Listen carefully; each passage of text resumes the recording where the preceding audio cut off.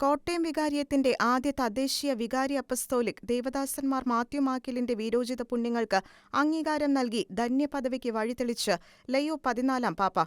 Congregation of the sisters of the visitation of blessed virgin Mary സന്യാസ സഭയുടെ സ്ഥാപകനാണ് മാർ മാത്യു മാക്കിൽ.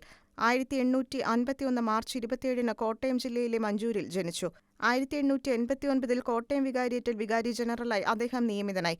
1896 Kottayam, Thrissur vicariate apostolic, Thrissur, Ernakulam, Changanassery എന്നിങ്ങനെ പുനഃസംഘടിപ്പിച്ചപ്പോൾ അദ്ദേഹത്തെ ട്രാലസിലെ ടൈറ്റുലർ ബിഷപ്പായി നാമനിർദ്ദേശം ചെയ്യുകയും ചങ്ങനാശ്ശേരിയിലെ വികാരി അപ്പസ്തോലിക്കായി നിയമിക്കുകയും ചെയ്തു.